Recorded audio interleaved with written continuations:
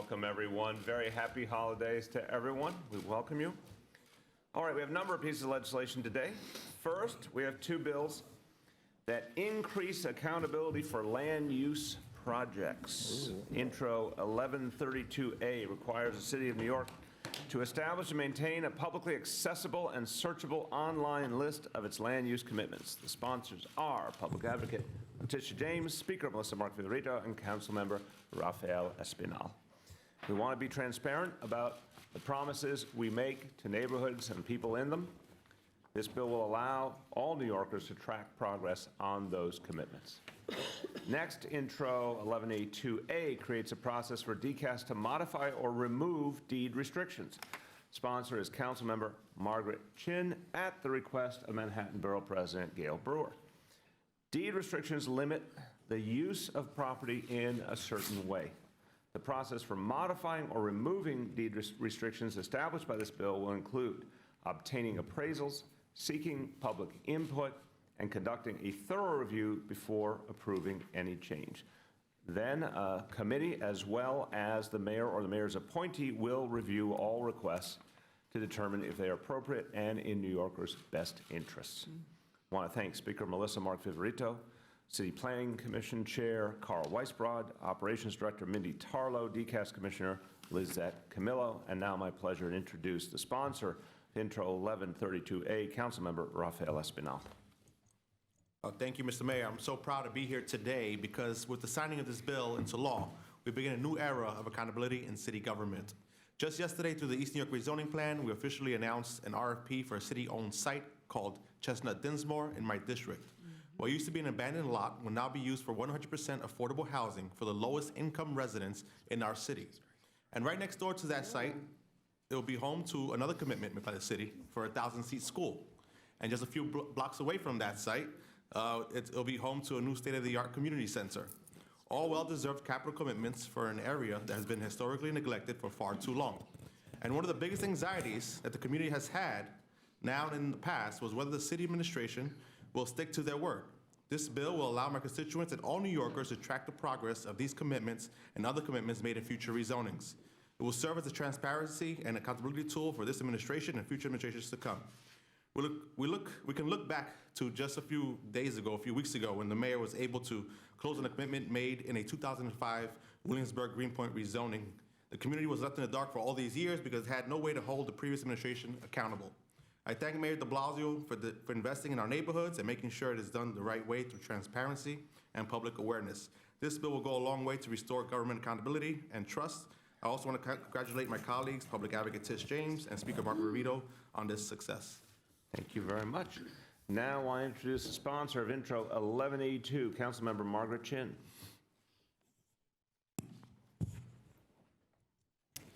Good afternoon. Today, the mayor will sign our bill into law to create clear guidelines and criteria for the removal of deed restriction that protect our community assets. It is my hope that by signing Intro 1182A into law, we will bring a little bit of closure for the residents of Lower East Side, who woke up one morning to find that a treasured, cherished community asset has been taken away from them. I also hope that this bill will assuage the fears of residents in their neighborhoods with community assets and allow them to have faith in the city again. In addition to the measure that ensure public notice and community input, Intro 1182A creates a searchable database of properties with deed restriction so that any New Yorker can access this crucial information. It also ensures the Department of City Planning will have a formal role in deed restriction changes, and it requires you, Mayor, to personally approve the lifting of a deed restriction. I have said this every time, and I will say it again. The fight for Rivington House is not over. I will continue to work with you, Mayor, and the community to do everything we can to take Rivington House back. With these reforms, which will have the permanency of law, council members, community leaders, and residents will be empowered to prevent the loss of these community assets through the removal of deed restriction. I thank you, Mayor, for signing 1182A.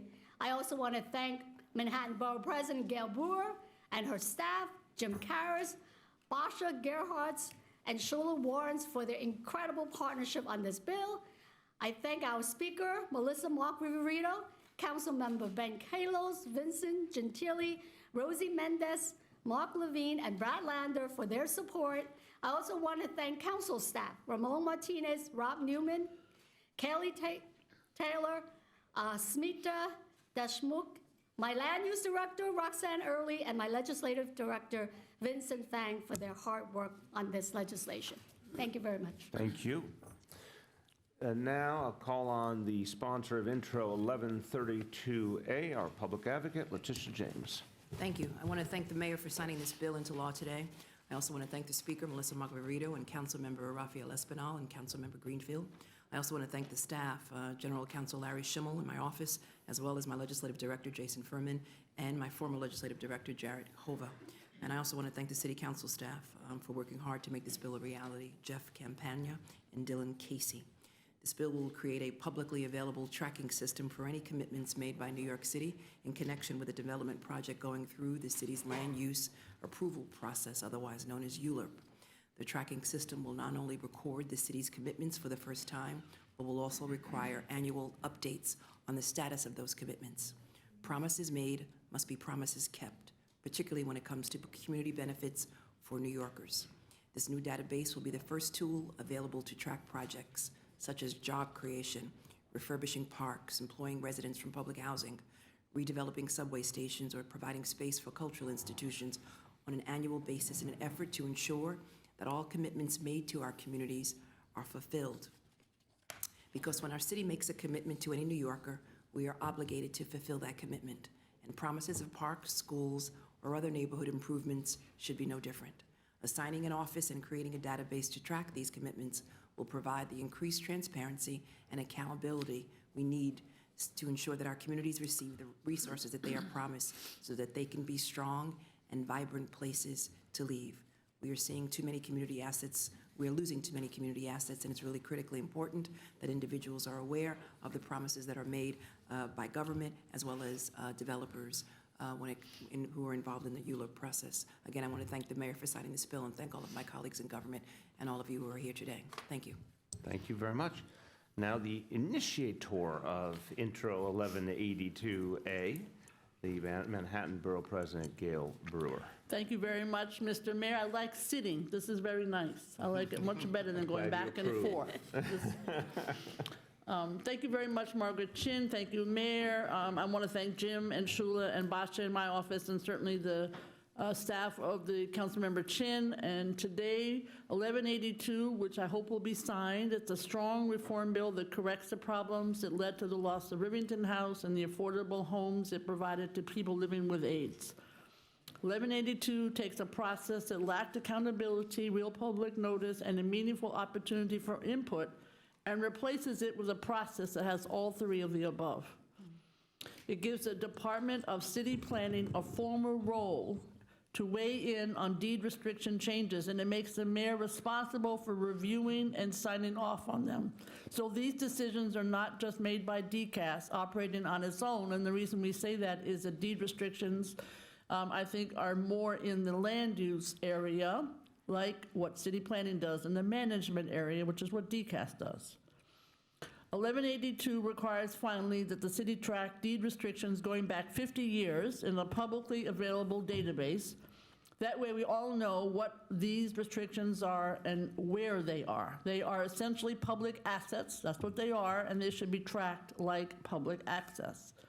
I want to point out, modernizing data from older record-keeping systems is difficult. It's a pain in the neck. It's a hard task for government. So the mayor and his staff deserve praise for recognizing how important the database is and agreeing to do it, even though it's lots of work. Finally, I want to thank the mayor for recognizing we needed to make these reforms permanent by putting them in law rather than limiting them to an executive order or agency regulation, that could be overturned in the years to come. I thank the mayor for that. And I want to give special thanks to Community Board 3, the neighbors of the Rivington house, because they had actually given the Rivington house a garden. I hope the condo people don't get the garden. That's my point. And I want to thank all the advocates in the neighborhood. Thank you very much, Mr. Mayor. Thank you, Borough President, much appreciated. And now the Chair of the Council Committee on Land Use, Councilmember David Greenfield. Thank you. Thank you, Mr. Mayor. Thank you for allowing us all to sit today. It's really so much more civilized. I'm not sure why we ever stand. Plus, you don't look that much taller than us, although I noticed that your desk is taller than ours, so that was I couldn't fit a good smaller optics desk. there. Yes, I okay, needed a fair bigger enough. desk. Fair enough. So I certainly want to thank yourself and your administration for the Commitment Tracker Bill Inter 1132A. I want to thank the Speaker, Melissa Margarito, the Public Advocate, Tish James, and of course, Councilmember Espinal. He, in fact, was the council member who took a leap of faith on this with the rezoning of East New York and the pledges to invest over $250 million into the community. And he knew that eventually that the administration would keep its word. And to your credit, you did keep your word so far with everything that's been going on. And certainly the fact that we're going to have a tracking system will make it easier for himself and his constituents to keep track of it. It's long been a problem, and this was a problem that really came up when we were discussing the negotiations on the mandatory inclusionary housing, a zoning for quality and affordability. A little bit less than a year ago, that communities came to us and said, we get these rezonings, we get these promises, but we don't actually get the results delivered. And to be fair, and we're not talking about your administration, it's just been a complaint in the past. If anything, I'll give your administration credit. You're keeping expensive promises that other administrations made, including most recently Bushwick Inlet Park, and we're grateful for that. And the fact that this commitment was one that you made during that rezoning, that we would pass this legislation, and you've kept this commitment as well, and that's something that we appreciate. But communities need to know that the reality is that all of us are subject not just to God, but also something equally powerful, and that's called term limits. And the reality is that many of these promises take many years to go into effect and can, in fact, succeed even our own terms in government. And so we want to make sure that for time immemorial, that everybody knows what the promises were and that those promises are kept. And this bill is really one of the most important bills that we are passing in recent memory in the land use world, that really will give neighborhoods the confidence that they know that when a rezoning happens, the promises that are made, even if it takes 5, 10, 15 years to eventually get accomplished, that those promises will in fact be kept. And so this is very significant, and we thank you for your leadership on this issue, Mr. Mayor. Well said. Thank you, council member. And now let's gather around to sign these bills. That's right. And Margaret, please take the prime position for the first bill.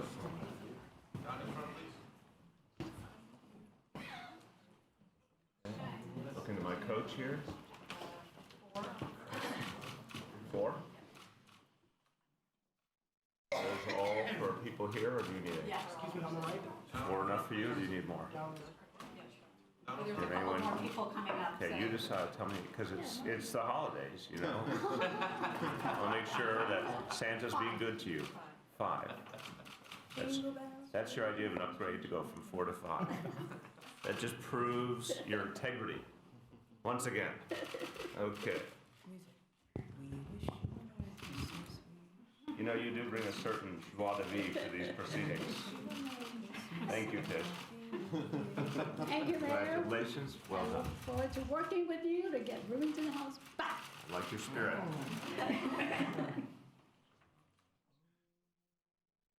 Okay, Tish is here. I had a story on WNYC this morning about the most disliked Christmas songs that people were singing in Times Square. Okay, thank you for contributing. Yes. Okay, this will be 5. We're still holding at 5. Here we go. You'll start on 7. Jingle bell, let's do that one. I did that already.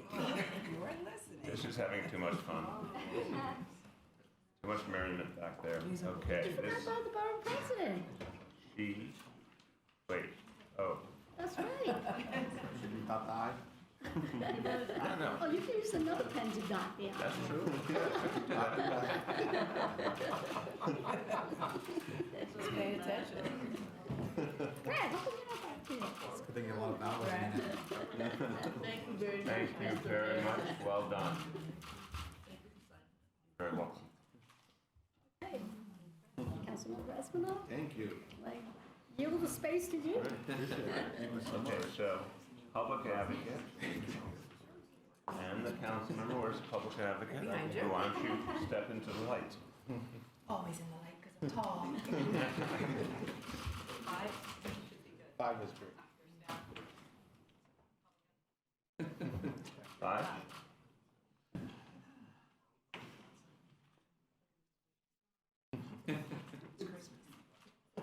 Well done. That's you're supposed to shake hands at this point. You're shaking. Well, you have, come on, you can do this. Okay. Pens are nicer than Bloomberg pens. Thank you. Wow, Gail, this is like Gail's one complimentary day of the year. This is great. Well They're done. nicer, I know. They are nicer. No, they're much No, nicer. they're not. They're, look at the clean lines, sleek. I got them framed, yours and his. Thank you. The truth is coming out. I'm all framed. All right, so I'm gonna pass here. Mayor, I have 30 nephews and nieces, and Hanukkah's coming up, so I'll take 29 more. You had 29 That's okay, too. yes. Do parts of each letter. That's exactly it. No, can you purchase a case for like a holiday present? Is that possible? No. These are special. They're special? Bill Sykes. They're like, not available in City stores. store? Not available in stores. Maybe a couple on eBay, but Made in Come on NYC. eBay? Fifth, we're holding on 5. one still. Does Councilmember Lander have a pen? Do you have a pen? I'll take some more coming later. What? I'll take it. That one and One and one more. Support this bill. Okay, wait a minute, did that just change the equation? Okay, Joni, come on. Yes, because I gave one too. Joni, we're having a total Christmas meltdown here. She's in the holiday spirit. And then do you want one more after that or not? I'm gonna do one more after that. Let's, because I'm sensing, this is when leadership steps up and just declares the reality. We need another pen, damn it. What would Charlton Heston have done in this situation? There we go. These bills are now law.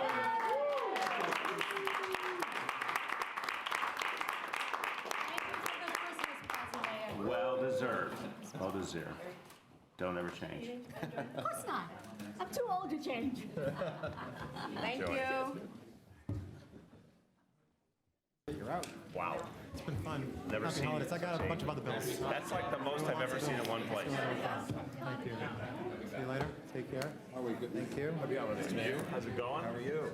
Thank you for wearing, you know, a much more balanced ensemble than some people. Well.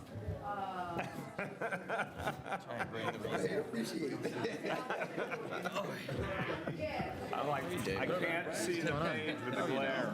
The glare. Let there be light. A little bit of this. Glare. Glare. We will not see this. Please don't. Now, let's bring up the you know, the sanctity of these proceedings. Okay, are we ready? Oh, boy. Here we go. Oh, boy. That was Tish. Okay, now we have a whole lot of legislation. We have a package of legislation that reforms the City of New York's campaign finance system, and a bill that regulates contributions to organizations affiliated with elected officials. The Campaign Finance Board, CFB, is a nonpartisan independent city agency that runs the city's campaign finance program, one of the strongest in the nation. As part of this program, eligible candidates receive public funding for their city campaigns. The CFB bills collectively will bring clarity and consistency to the rules governing candidates in New York City. They address, for example, the elimination of public matching funds for contributions bundled by those doing business with the City of New York, the strengthening of disclosure rules for entities that do business with the City of New York, the requirement for political committees to register with the CFB in order to contribute to candidates who don't participate in the CFB's public matching funds program, the documentation and timing of campaign contributions, and the adjudication of campaign finance violations.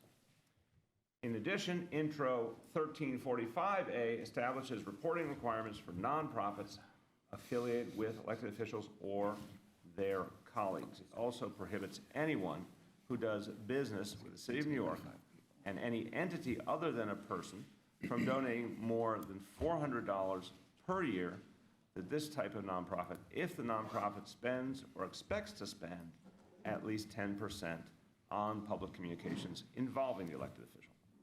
I want to thank Speaker Melissa Mark Viverito, sponsor of Intro 1345A, Councilmember Alan Maisel, the chair of the Committee on Standards and Ethics, Councilmember Ben Kalos, the chair of the Committee on Governmental Operations and the sponsor of Intros 985A, 986A, 987A, and 988A, Councilmember Dan Garodnick, sponsor of Intros 1349A and 1315A, Councilmember Roy Lanceman, sponsor of Intro 1356, and now we'll introduce Councilmember David Greenfield, the sponsor of Intros 1351A, 1352, 1353A, 1354A, and 1355A.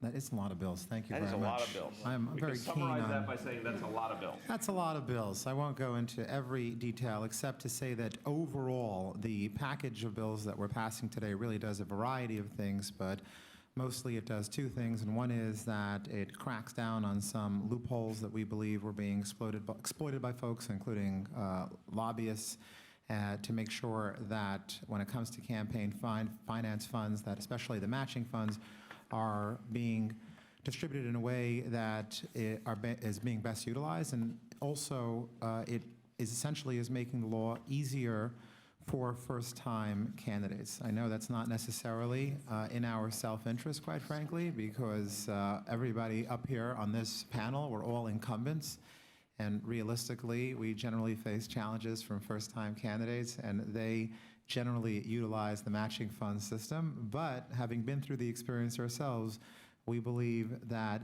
it's actually very important to make sure that it's as easy as possible for first-time candidates to run for office. Just a couple of quick highlights of some of the pieces of legislation. Intro 1355A, we streamlined a process of the documentation that is required to receive matching funds. I actually specifically want to thank District Attorney Cy Vance. Thanks to him, we've actually strengthened the campaign finance law by making it illegal for the first time ever to alter contribution cards. That legislation had 5 pieces to the legislation, and he asked us to make a change. We not only changed it, we actually specifically wrote in that for the first time ever, someone cannot alter a contribution card after it's been filled out and signed. Intro 1353, we've made it easier for candidates to return donations that come from people that they later realize they don't want to receive donations from. This actually does happen once in a while, but it certainly is important. If you get a contribution from someone, you later realize, hey, for whatever reason, I don't want to take a contribution from this person, you should be able to return the contribution.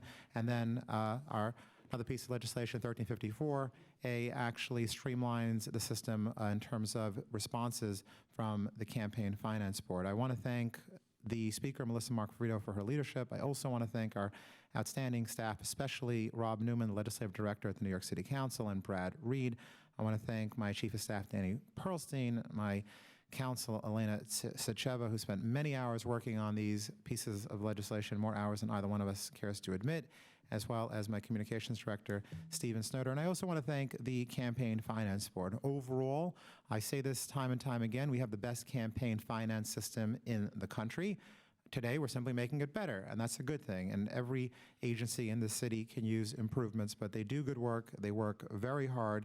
I'm certainly a big fan of theirs, and I appreciate them working with us and the feedback that they gave us so that we were able to make changes to this package of 22 pieces of legislation that have made it better and stronger, and that ensure that we will continue to have the most robust, successful campaign finance system in the country. Thank you, Mr. Mayor. Thank you very much.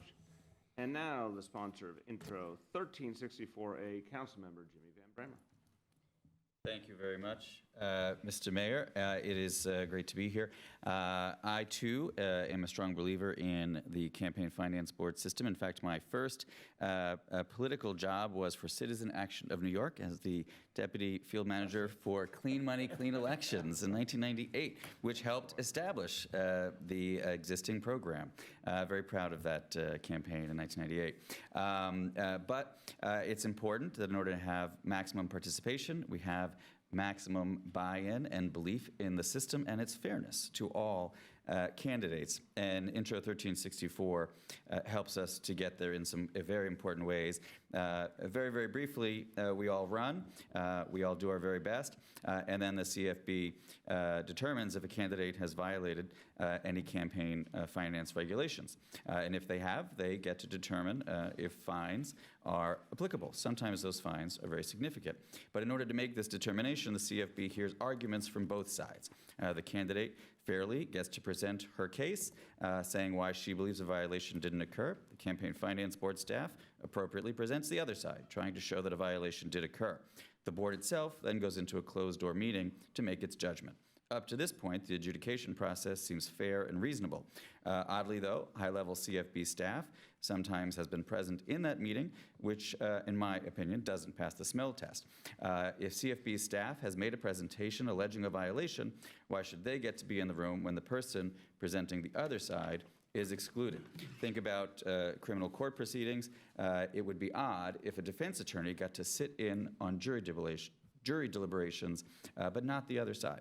So my bill eliminates this unfair practice and makes the decisions more just for all parties involved. The CFB is still able to retain expert advice and empowered to hire and retain counsel for the purpose of advising them. This legislation makes the CFB more fair and transparent and eliminates any appearance of wrongdoing. No one should have an outsized influence on the CFB's decisions, nor should we ever be in a situation where there's even the appearance of unfair influence.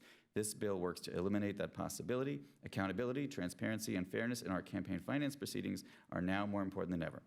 Together, we're working to create a system that is fair to everyone, candidates, citizens, and the law. I'm proud to collaborate with the mayor, the speaker, my colleagues, and the entire council to pass this entire package, including my bill. And I want to thank, in particular, my staff. My chief of staff, Matt Wallace, is here, and my deputy chief of staff, it looks like he's videotaping or photographing this event. This is his first piece of legislation ever passed, Mr. Mayor, so we want to congratulate Andres Villa. Congratulations to both of you. Excellent. Now I want to introduce the sponsor of Intro 980A, Councilmember Fernando Cabrera. Thank you so much, Mayor de Blasio. Intro 980 is a straightforward piece of legislation that accomplishes an important change in campaign finance law. This bill realigns contribution limits on transition and inauguration entities with contribution limits on campaign. Specifically, Intro 980A sets the contribution limits for transition and inauguration entities of winning campaigns for local office at the same level as the campaign contribution limits for that office. It also clarifies that candidates need not set up separate entities if they wish to self-fund their transition and inauguration entities in part. This simple change will go a long way in eliminating confusion and unintended errors and make the campaign and election processes more user-friendly. I want to thank you again, Mayor de Blasio, for signing this bill into law. Also, I want to acknowledge the Speaker, Council Member and Chair Ben Kalos of the Government Operations Committee, Brad Reed, Senior Legislative Counsel, and all the staff for their work in putting together a good package of campaign finance reform bills. Thank you so much. Thank you. And now the sponsor of Intros 1001A and 1002A, Councilmember Jamani Williams. Thank you, Mr. Mayor. Happy holidays to everybody. Christmas, Hanukkah, Kwanzaa, Festivus, everyone. I will not say. Thank you. Try to encapsulate everybody in New York City. Thank the mayor again for signing this package, which will improve our laws related to conflicts of interest and campaign finance. I have two bills in the package. The first one would add the names of entities with a 10% or greater ownership stake in entities that conduct business with the city to the doing business database maintained by the city. The second would require the Conflicts of Interest Board to maintain records of compliance with annual conflicts of interest law for candidates who participate in the city's public matching campaign finance program. These records would be provided to the Campaign Finance Board upon request, and the system would replace the current system in which candidates are required to obtain a receipt of compliance from the Conflicts of Interest Board and to provide such receipt to the Campaign Finance Board. I want to say I think this package is a good package, and I know there was some criticism about the package. I think there's always good to have constructive criticism about process and how we move things out better. We should always have that conversation. Some of the other criticism I don't think were as founded. I think all of us who have really appreciate the Campaign Finance Board. I don't think I would be sitting here without the campaign finance system that we have. And as my colleague to my right mentioned, we just want to make it better. And we are the ones who have gone through it. So it makes sense that we would understand how the system works and how it needs to be made better. And not just us, many candidates who are not elected have gone through it and have had the same issues with the campaign finance. So it would behoove the people who went through it and understand it the most to then provide some solutions to make it better. So I think we have done that here. I think they are sound. I don't think they make it any easier for us. I think it makes it better for everybody who wants to participate, so we can continue to be that light in the nation of how campaign finance should move forward. So again, I thank the mayor, thank Speaker Melissa Margarito, Chair Kalos, Brad Reed, the drafting attorney Matthew Gawab, Laura Popa, and Nick Smith from my office, my Deputy Chief of Staff and Legislative Director. Thank you very much. And now the sponsor of Intro 1358, Councilmember Brad Lander. Thank you, Mr. Mayor. Merry Christmas to you and your family. Thank you. Achieving good campaign finance reform, which is essential to achieving good government, is a complex process. It takes being willing to go out and try some new things, as we're doing with 1345, especially today, some trial and error, figuring out each time as you sort of adjust the system what the impact will be, and building consensus among candidates to participate, as well as good, strong rules that make sure that the system is effective. And we've done that here over the years. It was in this room. The Mayor Koch signed a bill that Peter Vallone and Ruth Messenger had worked together to develop to create the campaign finance system in the beginning. The whole doing business database concept came later, after it was clear that a lot of the contributions were from candidates who did business. So there was an evolution to say those candidates should give less. We, 2 years ago, passed some best in the country independent expenditure disclosure legislation, as we saw that the money was flowing in that way. And today we're taking a next set of steps, especially on candidate-aligned or candidate-controlled nonprofits, but also more broadly, as you've heard from my colleagues. The consequences of not achieving that kind of consensus we also see too well. Unlike in New York City, in Albany, and in Washington, the failure to reach a broad and comprehensive compromise that candidates are willing to participate in and that achieves these balanced goals essentially means no campaign finance system at all. And so I think the process that Jumani and others have talked about is what has helped make our system stronger and stronger and more a model. And I'm proud that we're taking these additional steps today. 1345, which is the 501c3, the nonprofit bill, is first of its kind legislation in the country. Mr. Mayor, while you voluntarily disclosed donors to Campaign for One New York, it wasn't the law, and without this bill, it still wouldn't be the law. Albany has no law even requiring disclosure, much less restrictions on doing business entities. And this law that that you're signing today is going to keep New York City first in class in campaign finance reform and a model for the rest of the country. And we're rightly proud of it. On my other bill in the package, 1358A, that allows for the use of campaign funds for some public purposes. So today, you can do a robocall to everyone in your district talking about what great people that you are, but you can't do a robocall saying, come to tomorrow night's town hall meeting about street safety. You can buy chocolate bars at Halloween with your name on it, but you can't buy a bowl of fruit at a participatory budgeting meeting, and that's all that would do. And I just want to add my thanks as well to the Campaign Finance Board, though it's their job to regulate us, and that sometimes can lead to challenges and tensions. It is a creative tension, and it has made this legislation better, and it makes New York City's government better. So thank you, Mr. Mayor. Thank you very much. Now, the sponsor of Intro 990A, Councilmember Andy King.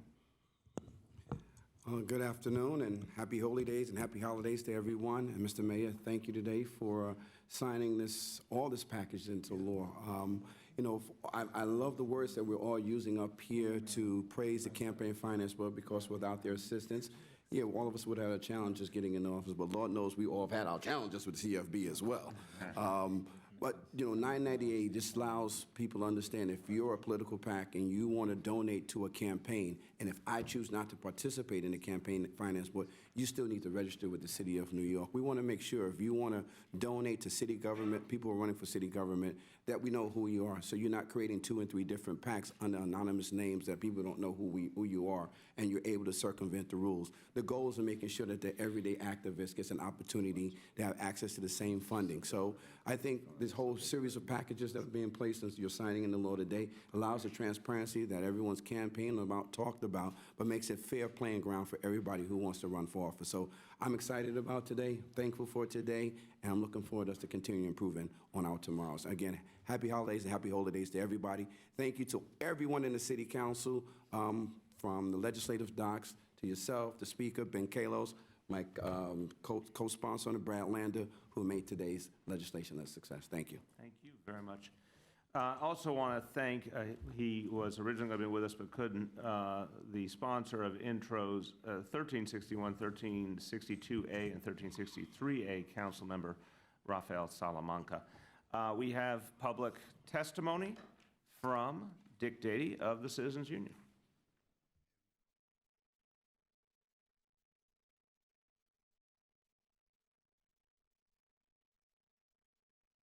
Good afternoon, Mr. Mayor. Good afternoon, council members.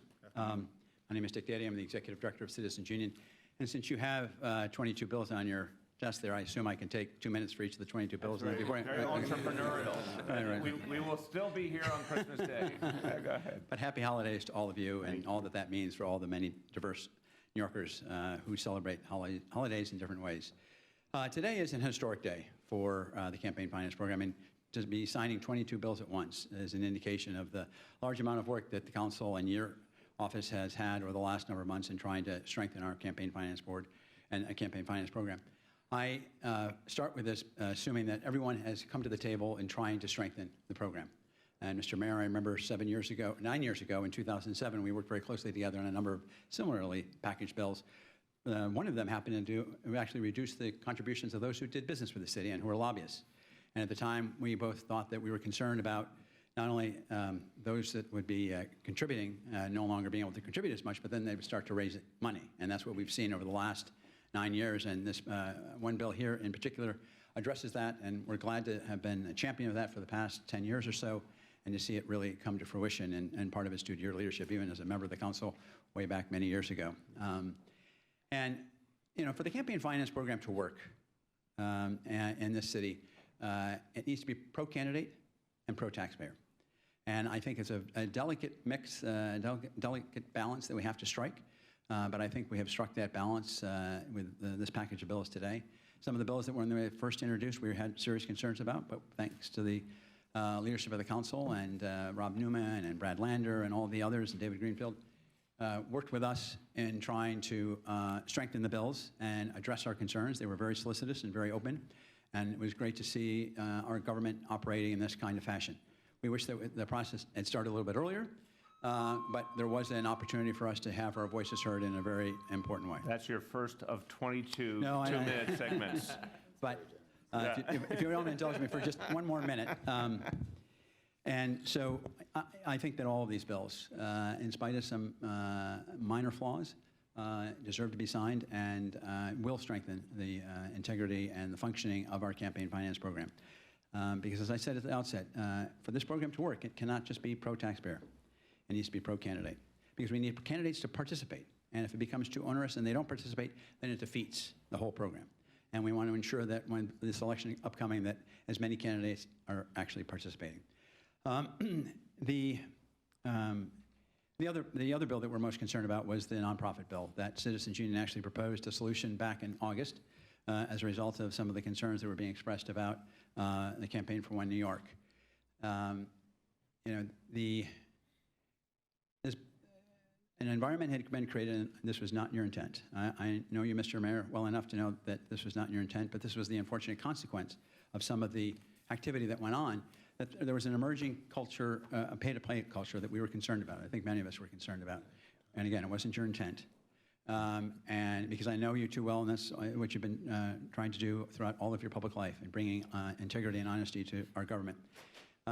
But I'm glad to see today that you're going to be signing this bill, and it's a consequence of the activities of the Campaign for One New York, and I think it speaks to your leadership, your integrity, your honesty, for you stepping forward and signing a bill that affects an activity in the city of New York over the last couple of years that was caused by the Campaign for One New York. And so we're pleased to see the council and the advocates come together in support of this bill. And I think that all of New Yorkers benefit today from all of us coming together for this and acting in the interest of New Yorkers. And so I thank you, and I thank the council members for really listening to the advocates and listening to New Yorkers as we try to improve the campaign finance program and work together in trying to address the situations that we don't envision when they crop up, and then there are legislative solutions. So thank you very much, Mr. Mayor, for all that you have done in the leadership on this issue, particularly trying to curb the influence of money in our politics. And your signing these bills today shows your further commitment to that. Thank you very much. Thank you to everyone who was a part of this process.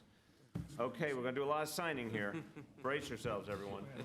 Brad Leonard, come on up first on the right side here. I may need a relief picture or something.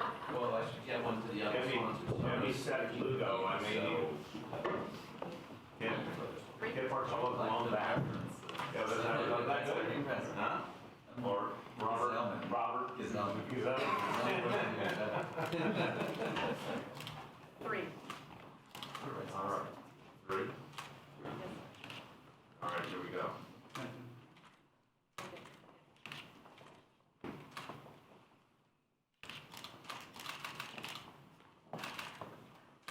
Thank you. Well done. One. Two.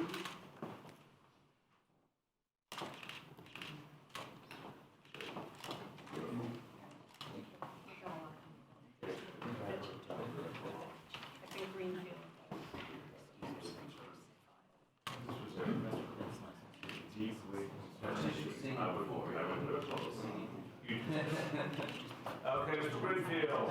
One for each. We'll make it simple. It's $5. Wow. You are a consensus builder, sir. Keep it simple.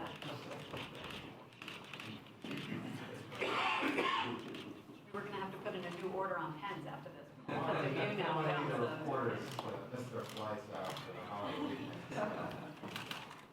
You're a mensch. You're a mensch. Well done. Here we go. Now, I think this is the alternative. Here you are again, David. One again? Yeah, cancel your holiday plans. We'll be signing for the rest of the holidays. This bill legalizing putting the pens on eBay. Glad to see there's a reform spirit in this city. For the city treasury, it would be worth it. Okay, here you are again.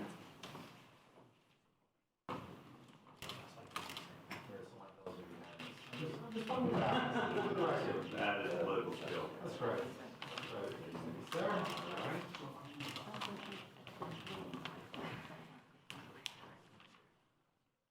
You are legislatively fertile.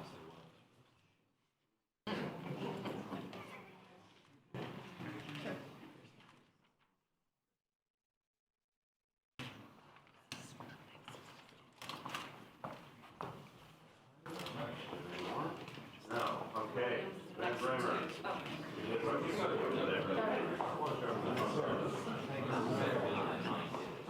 One bill, how many do you? Do whatever you want. Very generous.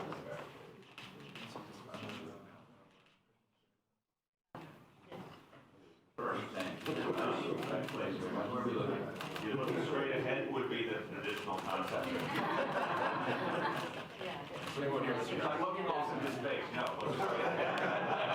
Really well.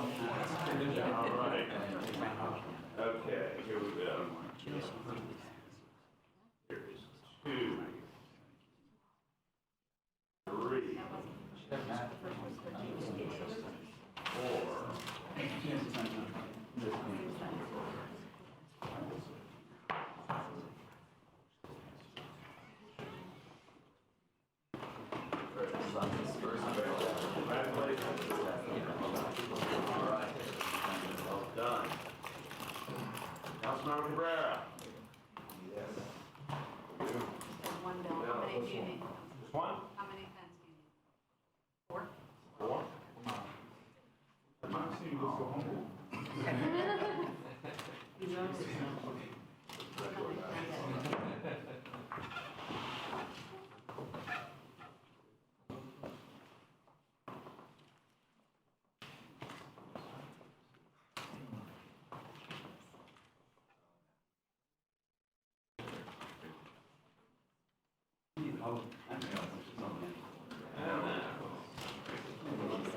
Councilmember King. Big old box. Old box. And we gotta get one from the first lady. 8 members. 8. There's a lot of math there.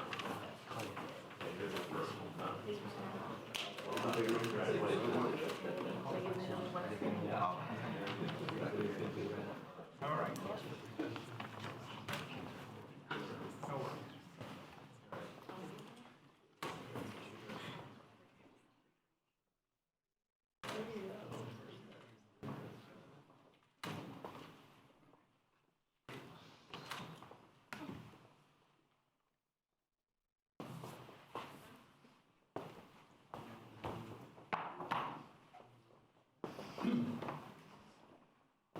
Councilmember Williams. Three.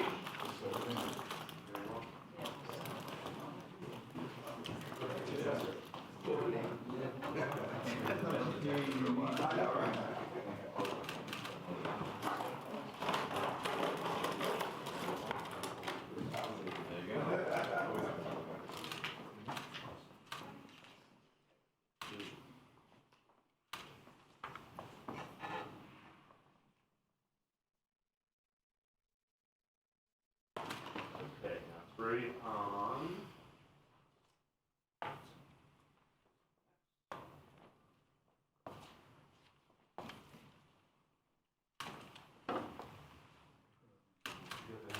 At each bill, you get the handshake on the first pen.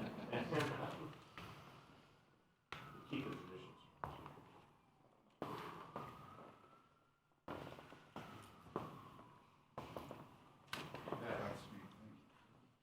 Done. All right, so on Salamanca's, what do you want to do? Yes, three, let's do one each. Each.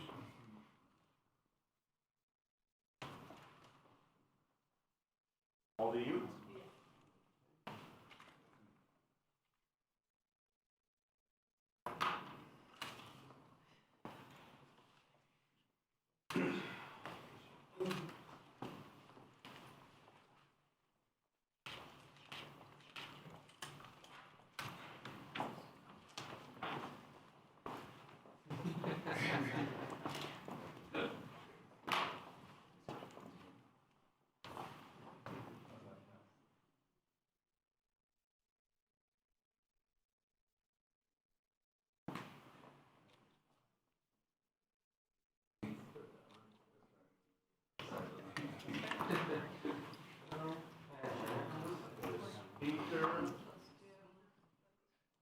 Speaker Grodnick. One for Mr. Beatty. Wait, slow your roll. We got Speaker Grodnick, then we have Grodnick, et cetera, Grodnick. Councilmember Landry. We got 3 there. I'll take 1345. Okay, so 4 pens of 1345. I'm in. You want 3? Okay. You can do whatever you want. Okay, 6 pens. Okay, 1345, yes. 6. 6.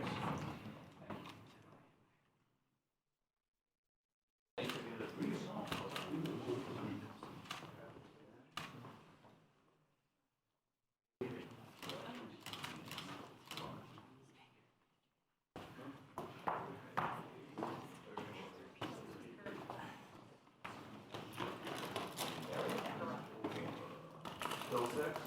2 more for Mr. Beatty. That's it? 2 more. 1. The last one.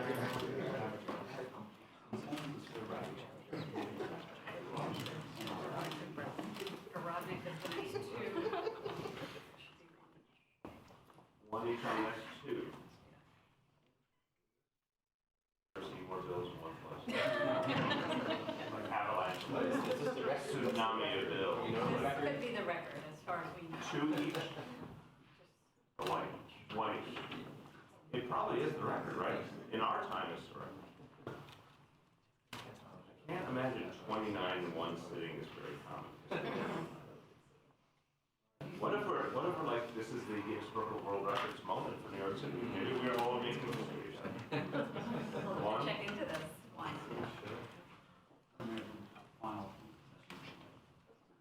Is that true?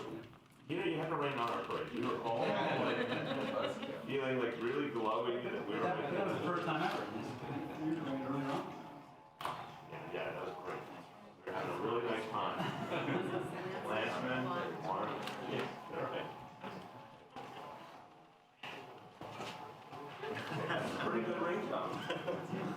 I admire that. No, I like it. Surf kind of sound. I like that.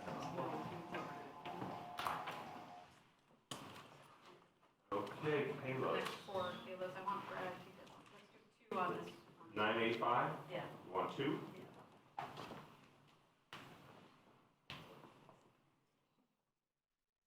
On this for Brad? Sorry, Brad? Distracted. Okay, it's like a trick one. Oh, sorry. That's also Brad. Hey, Brad. Okay, there can only be one Brad. So confused. That's right. I think today people knew Brad Reed had a hand. Didn't see Brad Reed. Do one. Kalos and Next two Bill are Jackie in on the you want one on each? Or understand that the council leadership. You've been supplanted, Brad Lander. No doubt. You are no longer the relevant Brad. No, that's for sure. Well, you know, he's besides drafting campaign finance bills on the baseball and softball diamond. He's our. You mean the diamond when you guys were scared to come this year? Oh, you're a challenge. All right. We were waiting. We were waiting. We were practicing incessantly. We were doing our bunting drills and everything. No one showed up. Wow. All right, double header, I think, next year then. Bring it on. In Coney Island, Brad. Bring it on. All right, we were in Coney. That's where we won. I'm glad to come back. We are ready. We are so ready. This is also, this is one. I thought I was going to do this for the rest of my life. Yeah, you got your hand exercise. Oh, pen. Here, I'll take it. What's that? It's up to you. Pen. Okay, everyone want to hold up a pen? One. All right, one, hold up a pen. Dave, because you got to hold up. Hold up your pens. Come on, see how coordinated we are here.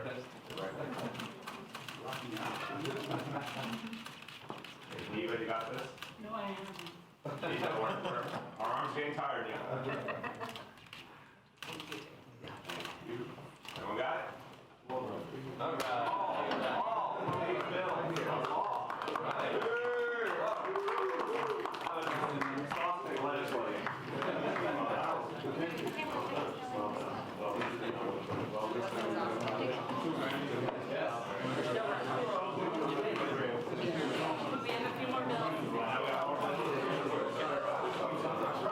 An exciting last day of the internship. Yeah.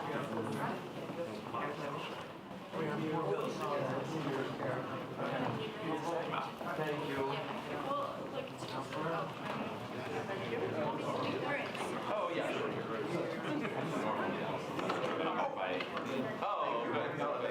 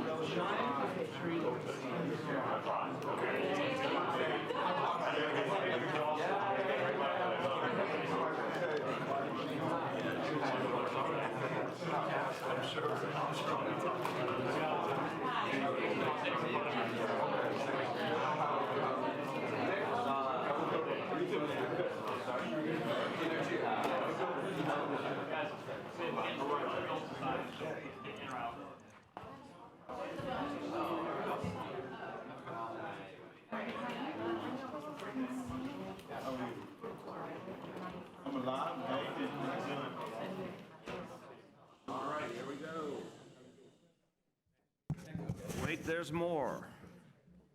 Not 20. Not 20 more, right. Thank you. Okay, finally, we have two bills that improve transparency at the Department of Education. Intro 1099A requires DOE to report annually on career and technical education programs, CTE programs. Sponsors Councilmember Mark Traeger. And Intro 1193A requires DOE to report annually on K-12 computer science programs, and the sponsor is Councilmember Mark Levine. Computer Science for All and our CTE programs are part of how we must prepare today's students for tomorrow's challenges. These bills will allow us to track our progress as we get our students ready for the future, whether that's college or careers.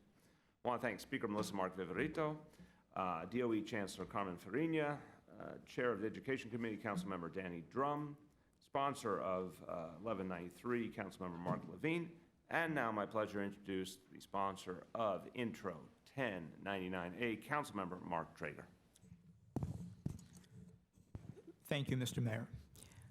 I want to sincerely thank Mayor de Blasio and Chancellor Carmen Farina for their commitment to expanding access to career and technical education programs throughout New York City public schools. As a former public school teacher, I recognize the transformative ability of high-quality CTE to engage students and to elicit and foster their undiscovered talents by aligning academic curricula with practical skills development and real-world applications. Modern CTE successfully prepares students for a variety of post-secondary opportunities and even provides some students with the opportunity to accrue college credits during high school. Introduction 1099A, when signed into law, will provide policymakers, advocates, and industry partners with valuable data about the landscape of career and technical education in our city. It is my hope that this law will serve as a springboard for continued collaboration and conversation about how to improve and expand CTE offerings in our public schools to give all students an education that prepares them for meaningful career opportunities in a rapidly evolving 21st century workforce. Again, I'd like to thank the mayor for his leadership, Chancellor Farina, Deputy Chancellor Phil Weinberg, and John Woodland, Executive Director of CTE at the DOE, for their partnership in expanding CTE offerings at Southern Brooklyn schools like William E. Grady in District 21, Speaker Melissa Mark Viverito for her leadership in seeing this bill swiftly pass through the council, Ramon Martinez, Laura Popa, Matt Gawalb, and Rob Newman for their invaluable help, Chair of the Education Committee, Councilmember Danny Drum, for her steadfast advocacy on behalf of all students, Asia Schomburg, and Education Committee Counsel Smita Deshmukh for their work in crafting the bill, the Education Committee staff, including Jan Atwell, Joan Povolny, Kalima Johnson, and Elizabeth Hoffman, and my staff, Anna Scaife, Ethan Lustig, and Eric Feinberg, and last but never least, all the advocates whose thoughtful testimony and feedback helped drive and strengthen this legislation. I look forward to our continued engagement on this important issue. Thank you, Councilmember. Let's sign this legislation.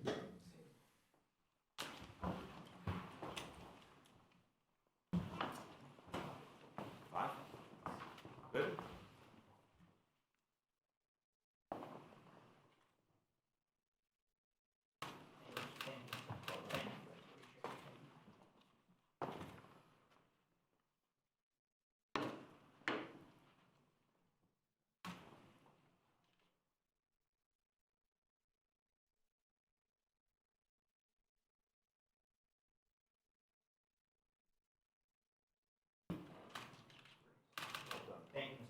Congratulations to your team as well.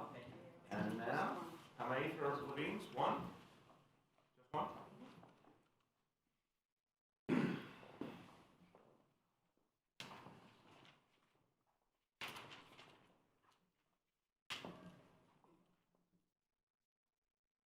These bills are now law. All right, the system works. Yes.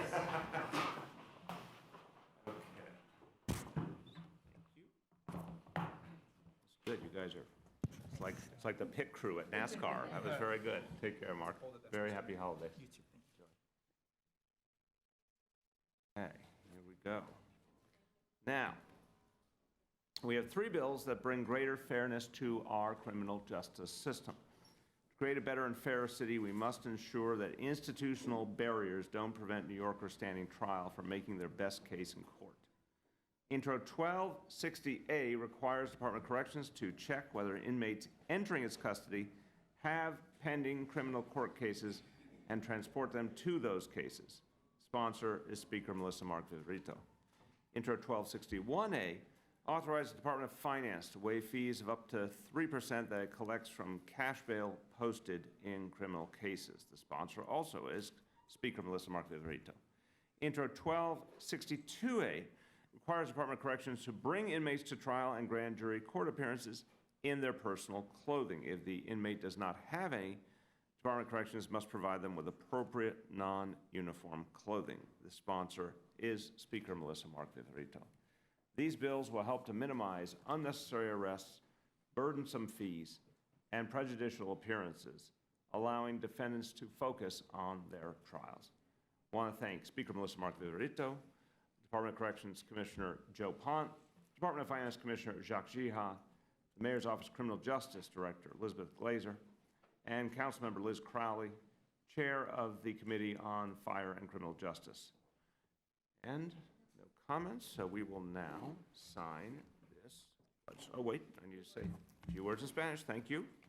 A few words in Spanish, since this is the last of today's 29 bills. Okay.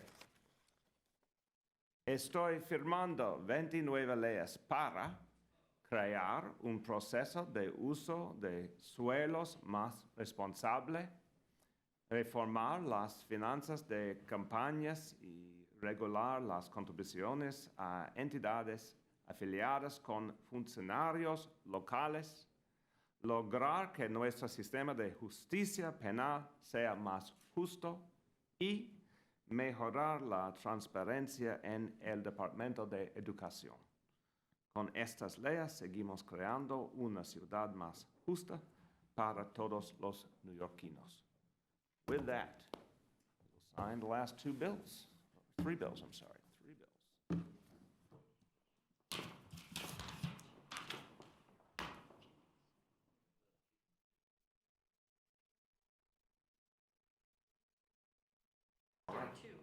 Two.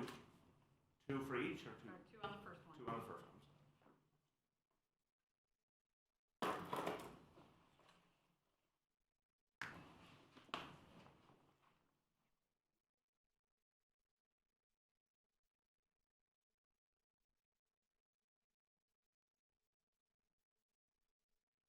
Okay, and the next one?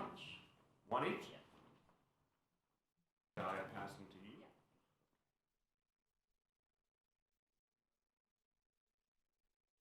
Take one back from you.